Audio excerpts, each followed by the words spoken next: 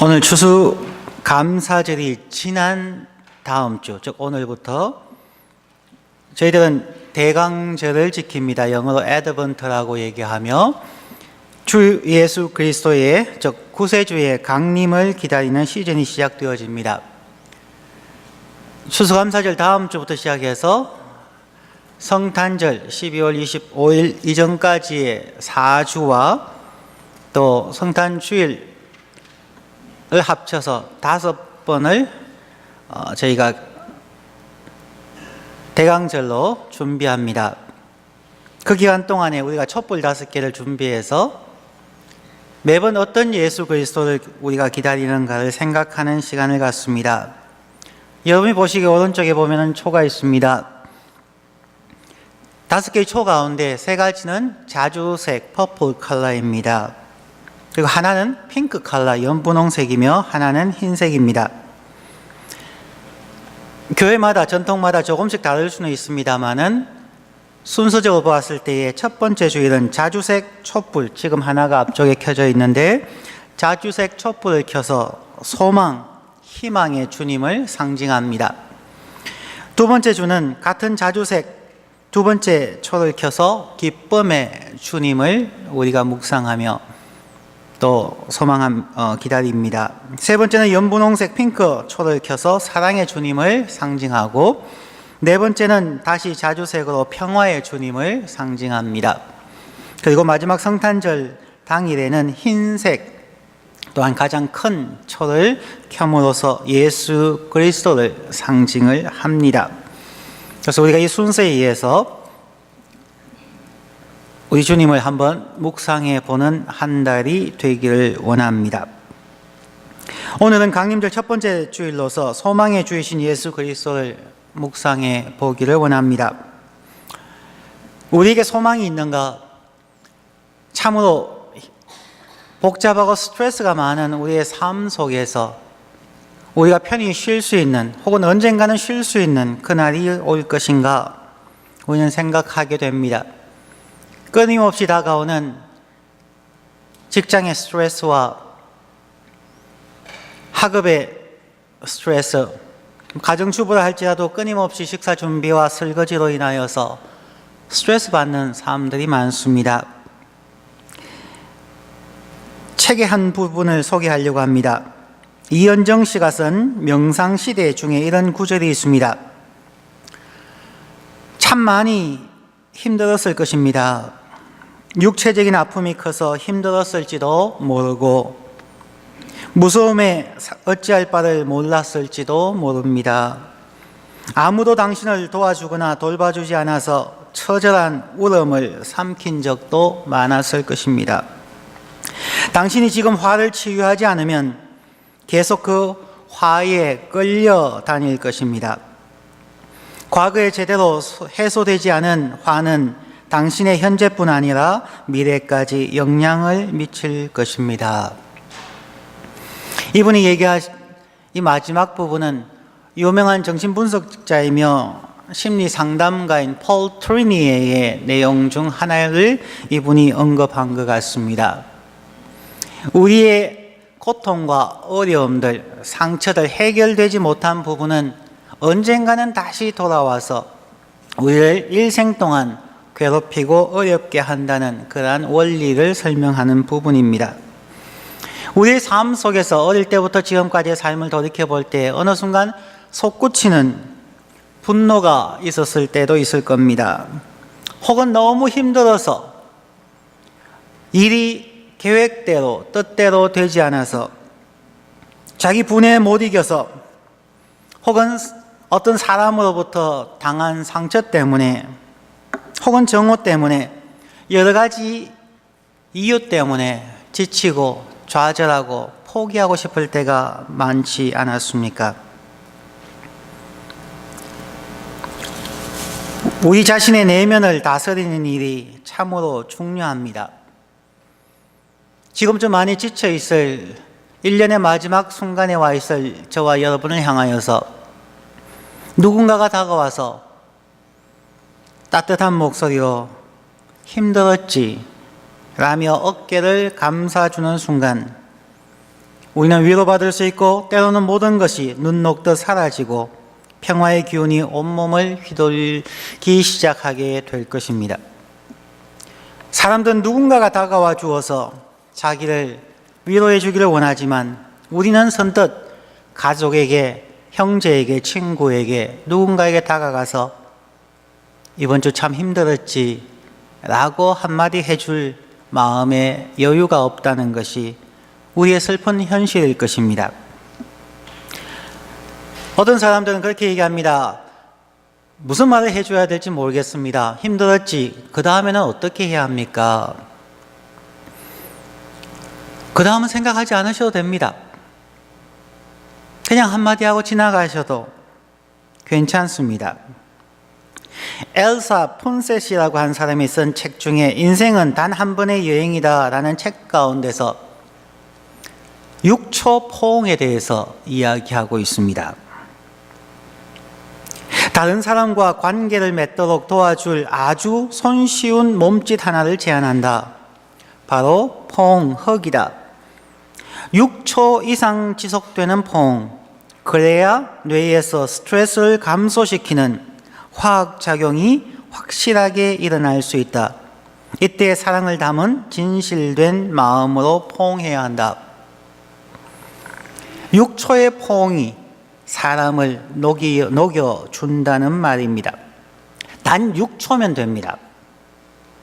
힘들었지 라고 해서 한번 감싸줄 수 있으면, 그리고 아무 말도 할 필요 없이 그냥 함께 해주는 것만으로도 사람과 사람 사이에 일들이 해결되어진다는 것입니다. 아무리 얼었던 사람도 녹아내립니다. 몸을 녹이고 마음을 녹이고 세상을 녹입니다. 가장 따뜻하고 가장 안전한 엔돌핀이나 호르몬 주사와 같은 것입니다. 말씀을 생각하면서 가장 먼저 머리에 떠오른 부분이 바로 예수님께서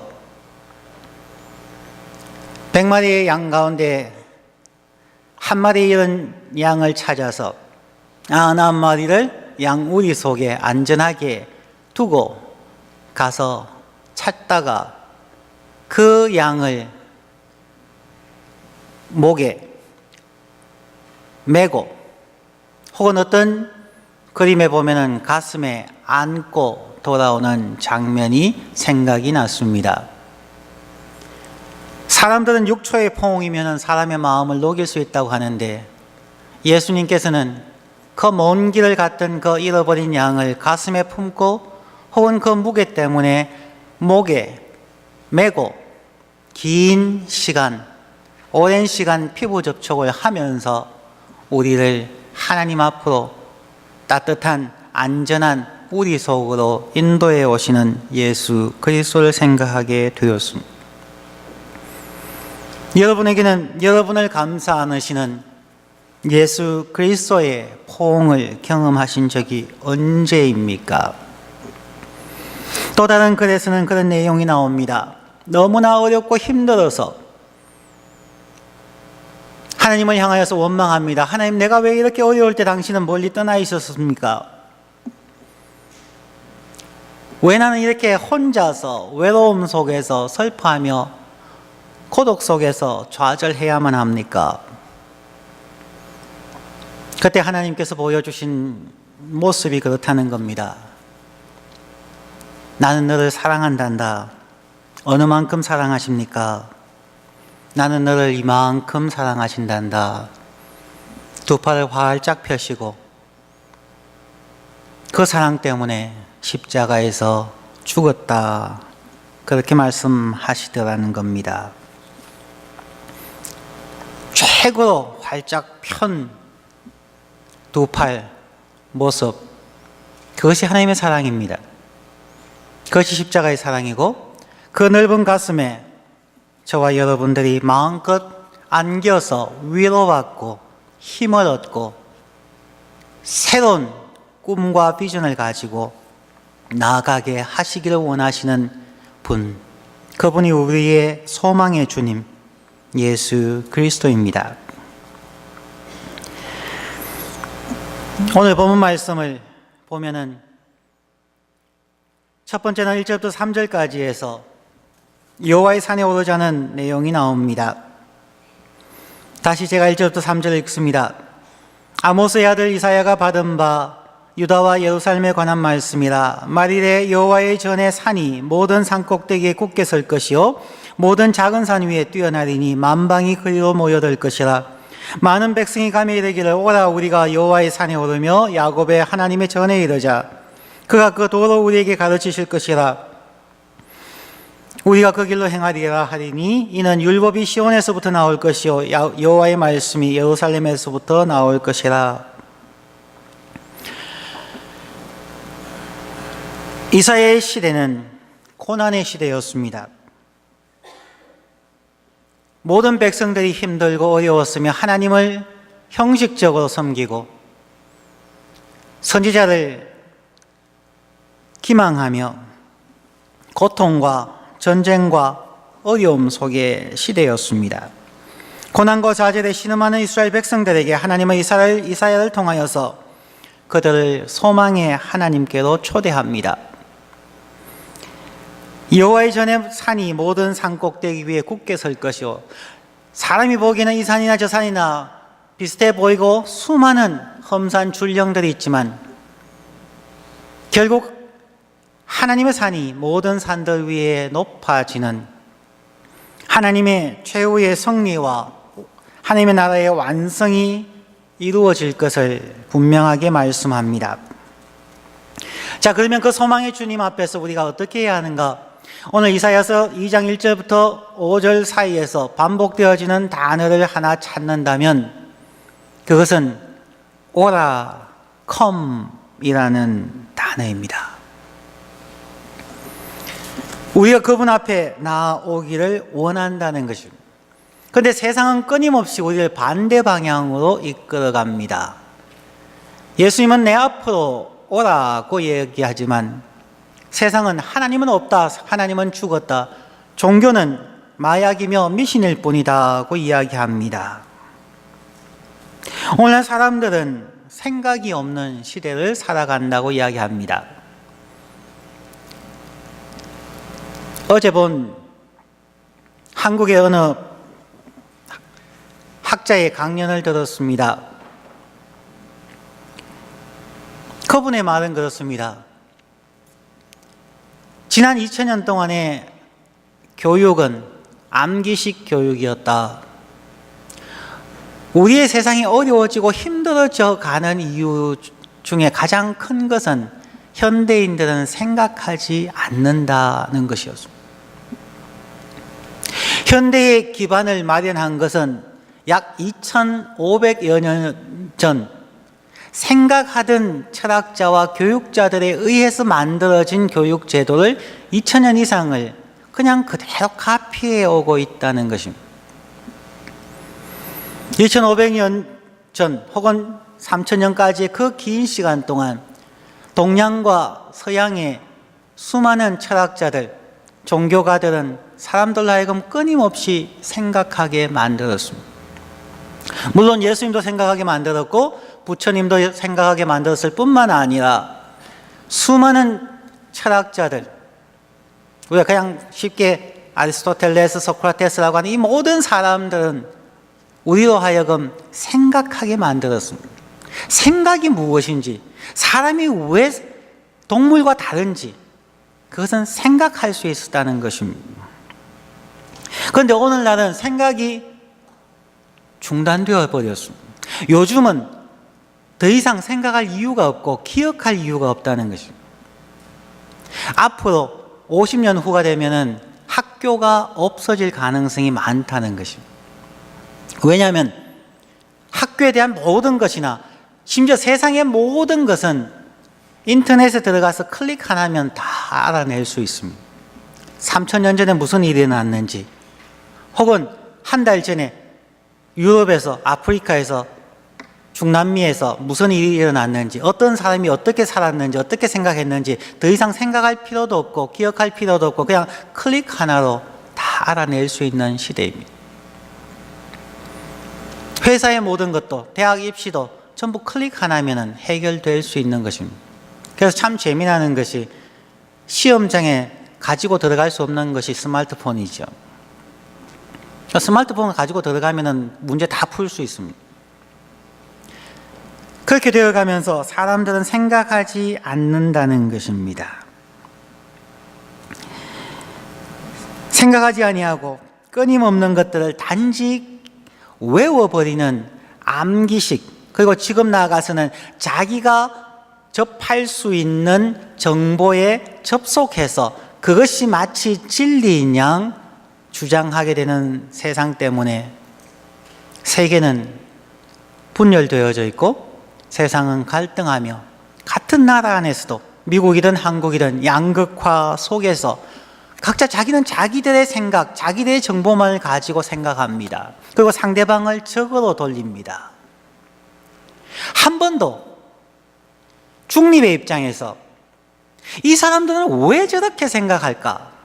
저들의 입장에서 다시 한번 생각해보고 또 반대쪽에 있는 사람들은 왜 저 사람들은 저렇게 생각할까? 저들의 역사 속에서, 저들의 삶의 상황 속에서 왜 저들은 저렇게밖에 생각할 수 없게 되었을까에 대해서 생각한 그러한 사람들이 없어져 버리는 것입니다. 미국의 양극화나 한국의 양극화, 종교계 안에서조차도 생각하는 사람들이 없어져 버렸습니다. 여러분 다른 사람의 입장에서 한번 생각해 보셨습니까? 부부의 입장에서, 여러분은 배우자의 입장에서 한번 생각해 보셨습니까? 부모와 자녀 간의 관계에서 부모님은 정말 자녀, 오늘날 힘들고 어렵게 살아가는 그 자녀의 입장에서 나는 어떻게 생각할까에 대해서 고민해 보신 적이 있으십니까? 자녀는 부모의 입장에서 한번 생각해 보셨습니까? 오늘날은 생각이 없는 시대입니다. 그냥 현상 속에서 SNS를 통해서 무슨 일이 나면 그냥 흥분해서 자기와 아무 관계도 없는데, 자기가 어떻게 할 수도 없는데 그냥 흥분해서 이쪽은 나쁘고 이쪽은 좋고 이쪽은 보수고 이쪽은 진보고 이쪽은 상류층이고 이쪽은 하류층이고 이쪽은 끊임없이 양극화를 통해서 분노하고 갈등합니다. 거기에서 여러분은 무엇을 얻고 있습니까? 거기서 여러분은 어떤 위로를 받고 있습니까? 단지 생존을 위해서 달려갈 뿐입니다. 그것이 종교 안에서조차도, 그것이 우리의 기독교 혹은 교회 안에서조차도 이루어지고 있다는 것이 오늘날의 비극입니다. 이사야 시대에도 그러한 양극화 속에서 살았습니다. 상류층은 상류층의 자기의 안일만을 위해서 생각했고 하나님은 없었습니다. 중류나 하류층은 괴롭고 힘든 상황 속에서, 농업과 목축 속에서 먹고 살기가 힘들어서 하나님에 대한 생각조차 없이, 상대방에 대한 생각조차 없이 그들은 항거했고 분노했고 그들은 하나님으로부터 멀리 떠나갔습니다. 오늘 말씀 2절에 보면은 마리레라고 이야기합니다. 이사야 시대의 말일은 인간의 고통과 어둠이 극에 달하는 시기, 즉 절망의 끝부분에 소망을 주시는 메시아 예수 그리스도가 오시는 날입니다. 사람들은 생각 없이 어둠 속에서 고통과 절망 속에 나아가는 그때를 말일이라고 이야기합니다. 오늘날의 신약에서는 예수 그리스도의 초림부터 시작해서 예수님께서 재림하시는 그때까지의 모든 기간을 말일이라고도 얘기합니다.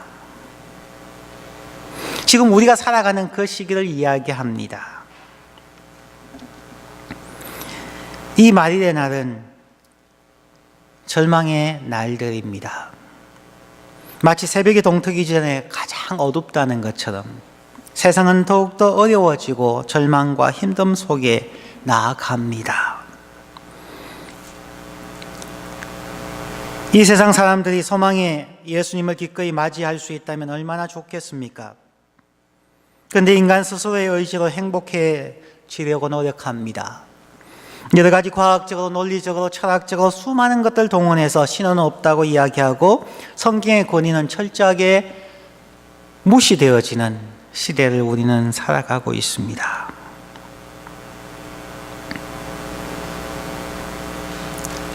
우리는 우리의 의지대로 노력하고 단지 하나님은 우리를 행복하게만 해주시면 된다고 생각합니다. 혹은 단지 마지막 순간 천국에 가기를 바라기만 하고 이 땅에서는 자신의 주관대로 살려고 하는 것이 오늘날 우리 인간들의 모습입니다.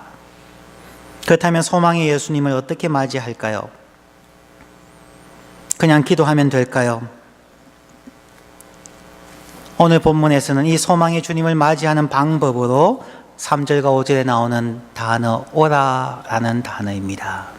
come. 이 단어에 대해서 먼저 한번 살펴봅니다. 이 시대에 어떻게 무엇을 해야 합니까? 바울 사도는 먼저 초대교회 교인들에게 예수님을 만나게 되는 장면에 대해서, 즉 재림에 대한 말일에 대해서 바울은 이렇게 이야기합니다. 데살로니가전서 4장 17절 말씀에 그 후에 우리 살아남은 자도 저희와 함께 구름 속으로 끌어올려 공중에서 주를 영접하게 하시리니 그리하여 우리가 항상 주와 함께 있으리라. 여기서 공중으로 끌어올려라는 단어 때문에 사람들은 휴거라는 랩처라는 단어를 만들었습니다. 그러나 그 의미는 공중으로 끌려 올라가서 천국 간다는 그런 의미는 전혀 아닙니다. 거기에서 사용되어지는 단어 come to meet, 와서 만난다고 하는 단어는 데살로니가전서 4장 17절과 함께 마태복음 25장에서 한 번 더 사용되어지는, 즉 두 번 나오는 단어입니다. 예수님을 만난다, come to meet라고 하는 그 단어에 대해서 마태복음 25장에서는 열처녀 비유를 말씀하고 있습니다. 예수님께서 잠자고 있는 자들에게 자, 밤중에 소리가 나서 보라 신랑이 오다 맞으러 나오라 하매 come out to meet him 이라는 단어를 사용하고 있습니다. 여기서 헬라어 단어로서는 에이스 아펜테이신 이라고 하는 단어인데 이 단어는 단 두 번 데살로니가 전서와 마태복음 25장에 나오는 단어로서 이것은 맞으러 나아가서 외국의 사절이 왔을 때에 맞으러 나아가서 그분을 맞아서 다시 자기의 성으로 돌아오는 것을 이야기합니다. 즉 예수님을 만나서 다시 우리의 삶, 일상의 삶 속으로 돌아와서 우리가 어떻게 살아야 하는가를 알게 된다는 그런 말입니다. 그런데 일단 열처녀의 비유에서 5명과 또 다른 5명의 차이가 무엇이었습니까? 한 사람은 기름을 많이 준비했고 한 사람은 기름이 준비한 것이 부족하여서 그들은 신랑을 맞이하지 못했다는 이야기이죠. 그런데 거기에서 가장 중요한 것이 무엇일까요? 열처녀는 생각하는 사람이었다는 것입니다.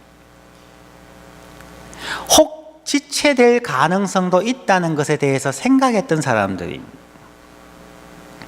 나머지 5처녀는 그냥 자기에게 주어진 것만 가지고 나아가서 있다가 없어지면 끝나버린, 즉 생각이 없는 사람이었다는 것입니다.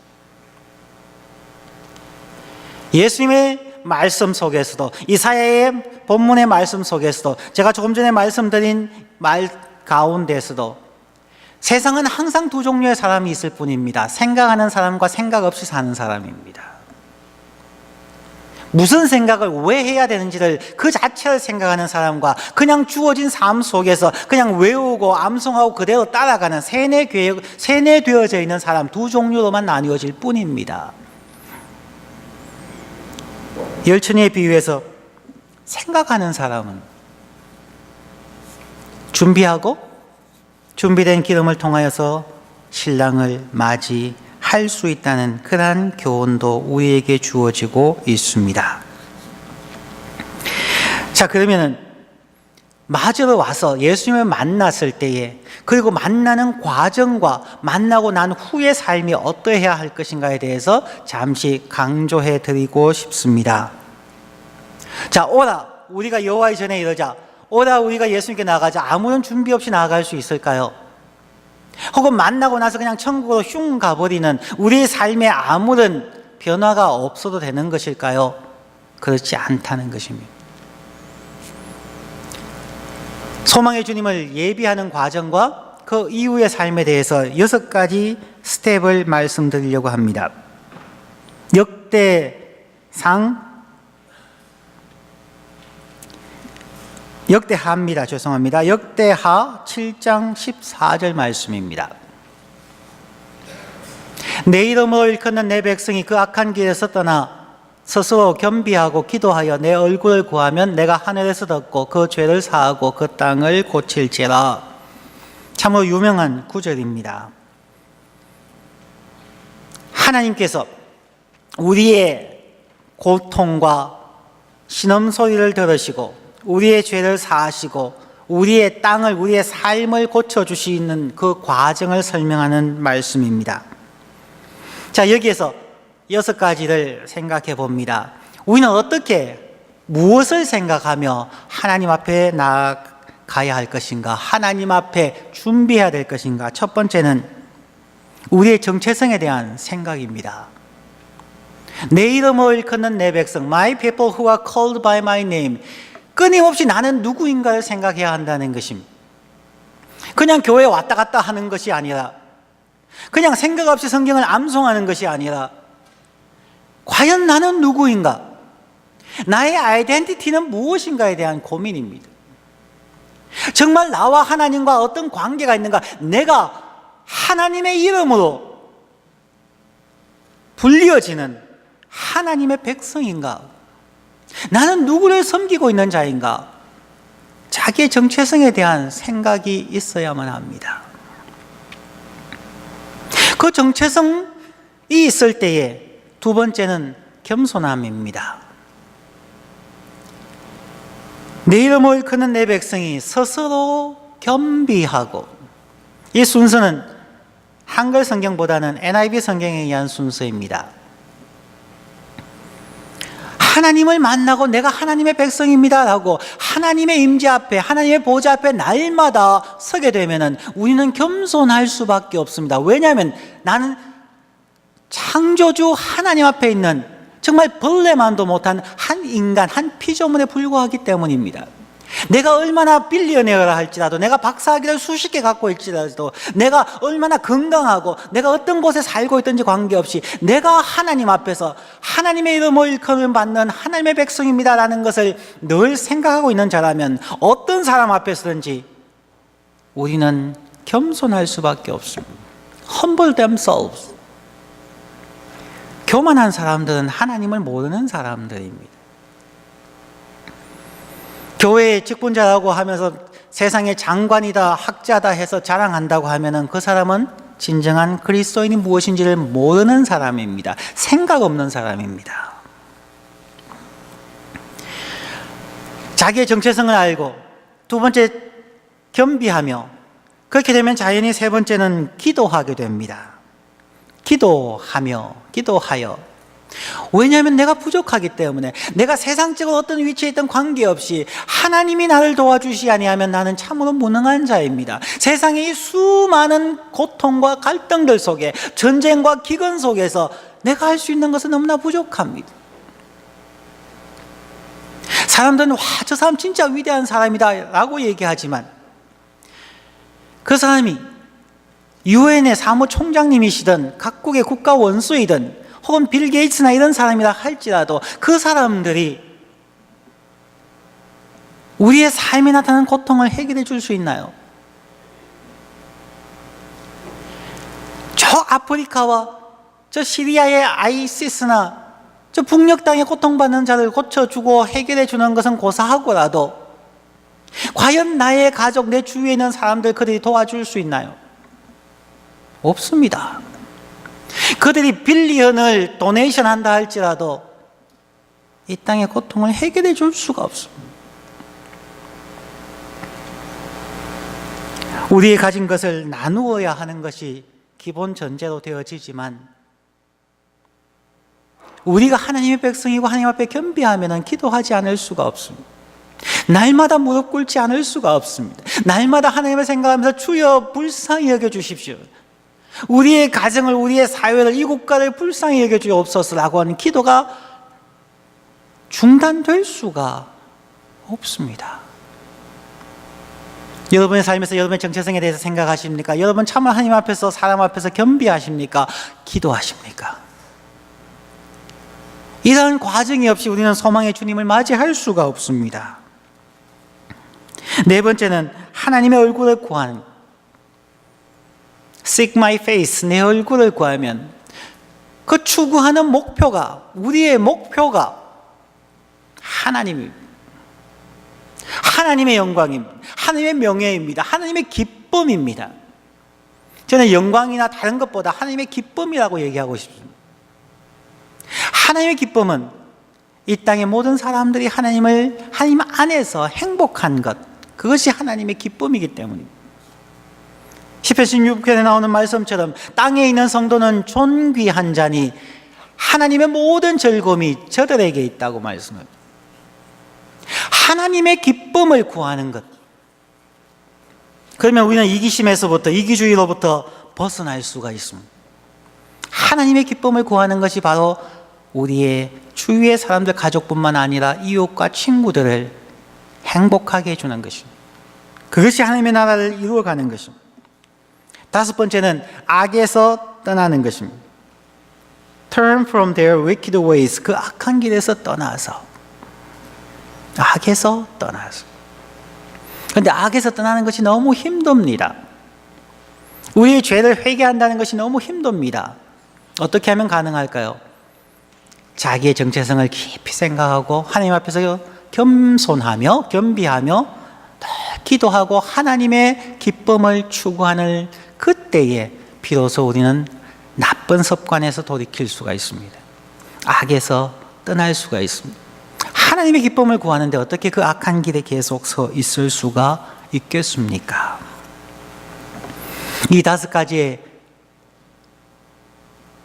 단계들, 스텝들을 우리가 성실히 날마다의 삶에서 걸어간다면, 준비한다면, 여섯 번째로 하나님의 응답이 나타납니다.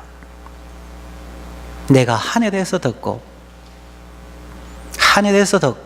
즉 우리와 커뮤니케이션이 일어난다는 것이고, 우리의 죄를 사하시고, 우리의 마음을 고치고, 우리의 가정을 고치고, 우리의 사회를 고치고, 하나님의 땅을, 이 세상을 고칠 것이라는 것입니다.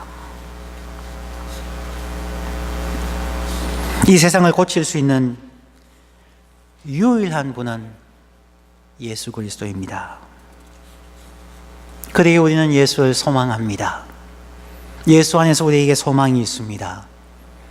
그러나 이 소망의 주님을 아무리 찬양하고 아무리 예배한다 할지라도 이러한 여섯 가지 단계에 대해서 우리의 삶에서 실천하지 않으면 이루어지기가 힘듭니다. 이 여섯 가지의 단계를 얼마나 신실하게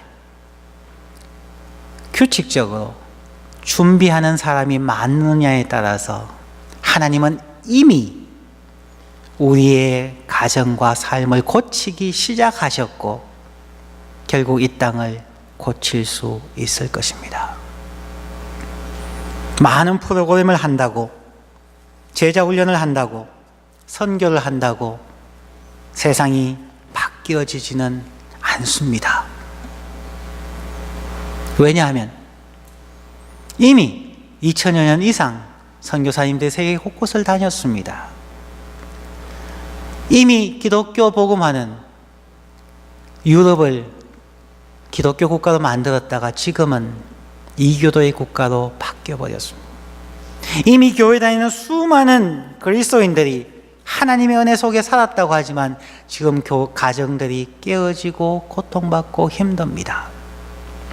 교회는 여전히 있는데, 여전히 예배에 참석하고 성경책을 들고 성경을 읽는데 왜 우리의 마음과 가정과 사회는 하나님께서 고쳐주지 않을까요? 앞에 나온 이 다섯 가지의 단계를 지켜가는 사람이 극소수이기 때문입니다. 목사라는 것이 중요하지 않습니다. 내가 교회를 얼마나 다녔다고 하는 것이 중요하지 않습니다. 저와 여러분의 삶의 이 단계들을, 회복의 단계를 지키고 있습니까? 뒤에 부분은 좀 빠르게 진행을 하겠습니다.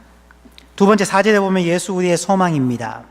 4절 그가 열방 사이에 판단하시며 많은 백성을 판결하시리니 무리가 그 칼을 쳐서 보석을 만들고 그 창을 쳐서 낫을 만들 것이며 이 나라와 저 나라가 다시는 칼을 들고 서로 치지 아니하며 다시는 전쟁을 연습지 아니하리라. 예수 그리스도 안에서 진정한 복음, 그리고 진정으로 조금 전에 말씀드렸던 그 6가지의 단계를 밟아가는 사람들에 의해서 이 땅은 변화되어질 겁니다. 평화로 변화되어질 것입니다. 그 길을 열기 위해서 예수 그리스도께서 십자가에 달리셨고 우리의 죄를 대신 지셨고 십자가상에서 엘리 엘리 라마 사박다니 나의 하나님 어찌하여 나를 버리셨나이까 하시며 우리의 모든 죄를 지시고 죽으심으로 이러한 회복의 길을 열어주셨다는 것입니다. 예수 그리스도를 여러분의 소망의 구원자로 주님으로 날마다 묵상하십시오. 생각하십시오. 날마다 영접하십시오. 그리고 입으로 항상 예수님은 나의 구원자입니다. 예수님은 나의 주님입니다. 라고 고백하십시오. 우리의 입술의 고백을 하나님은 기뻐하시고 또한 그리스도인으로 살아갈 수 있는 은혜와 능력을 주십니다. 역대하 7장 14절에서의 6단계를 우리의 날마다의 삶에서 실천해 가십시다. 우리가 예수님을 영접하는 나와 만나라, come to meet라고 하는 나와 만나게 된다면 우리는 다시 우리의 삶 속으로 돌아와야 합니다. 우리의 일상으로 돌아올 때에 우리는 사명을 가지고 돌아옵니다. 마지막 세 번째로 5절에 우리의 사명에 대해서 말하고 있습니다. 5절 말씀, 야곱 족속아 오라 우리가 여호와의 빛에 행하자. 3절과 5절에서 오라라고 얘기하고 난 후에 마지막 결론으로 우리의 사명에 대해서 얘기합니다. 여호와의 빛에 행하는 삶입니다. 여호와의 빛에 행하는 것은 소망의 삶이기도 합니다. 결국 이루어질 것에 대한 소망입니다. 소망은 세 가지를 생각할 수 있습니다. 소망은 믿음의 성취를 바라는 것입니다. 믿음의 성취는 한순간에 이루어지지 않고 오랜 시간이 걸립니다. 소망은 믿음의 성취를 간절히 바라게 합니다. 두 번째 소망은 인내함입니다. 오랜 기간 동안 인내하며 우리는 소망합니다. 세 번째 소망은 기쁨입니다. 소망하는 자는 기뻐합니다. 이루어질 그날에 대한 소망 때문에 인내할 수 있고 또한 기뻐합니다. 크리스마스 선물을 기다리는 어린 자녀들은 기쁨의 기대감 속에 있습니다.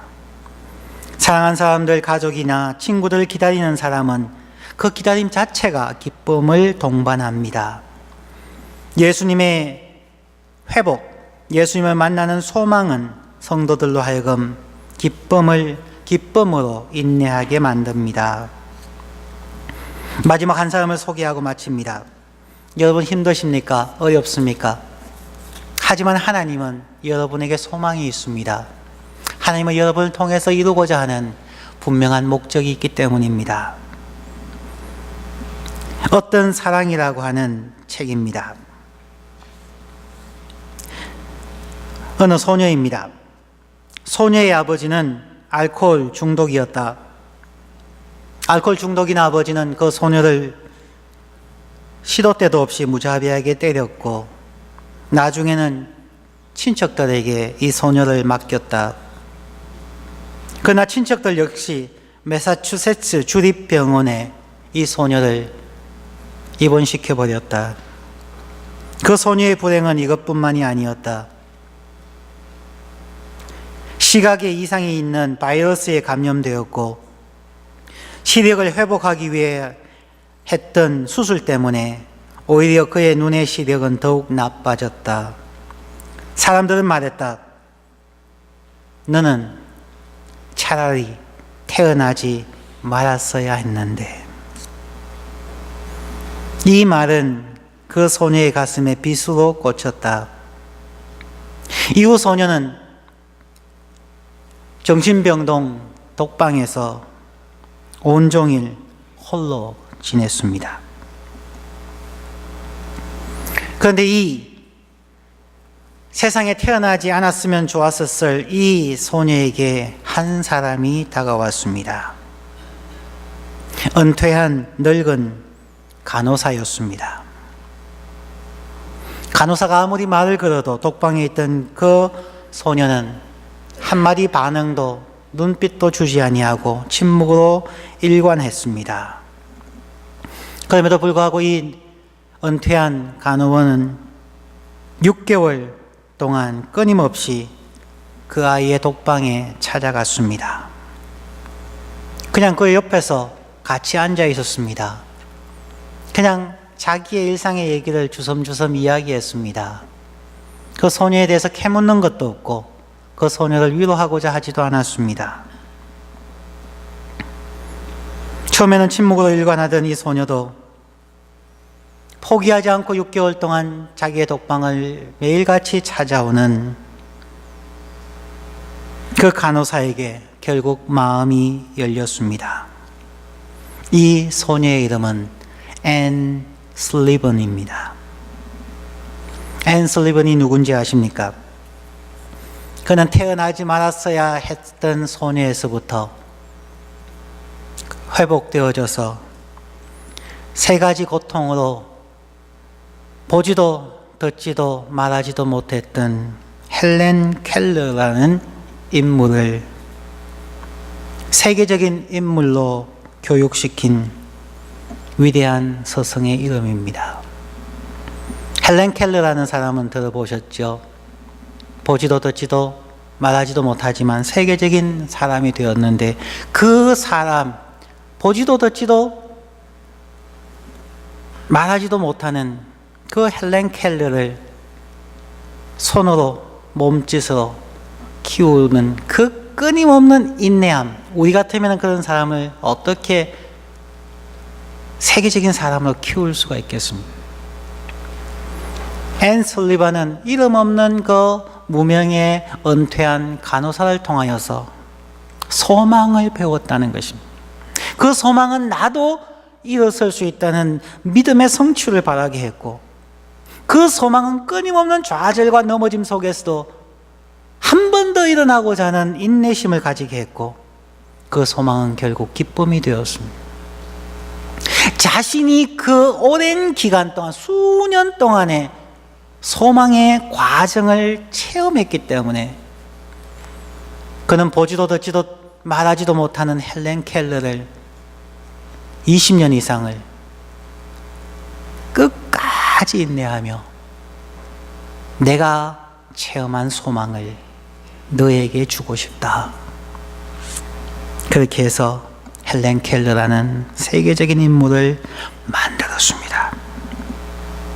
우리 모두에게는 감당하기 어려운 일들이 닥쳐올 때가 있습니다. 완전히 절망하고 포기하고 싶을 때 누가 여러분들을 도와주실 수가 있습니까?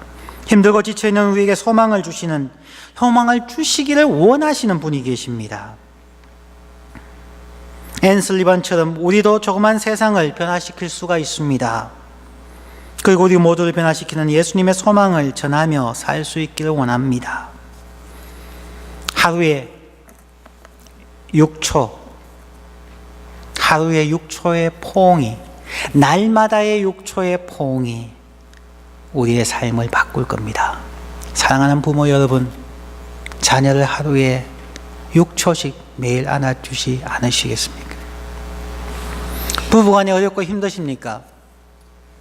하루 6초 포옹해 주실 수 없겠습니까? 어렵고 힘든 친구들이 있으면 내가 어떻게 해줄지 모르겠죠. 친구들에게 그냥 6초의 포옹이면 됩니다.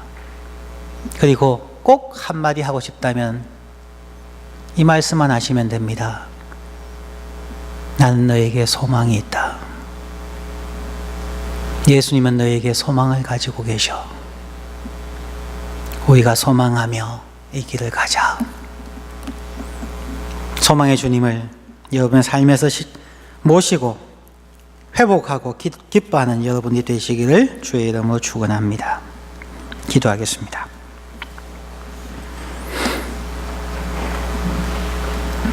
우리 함께 같이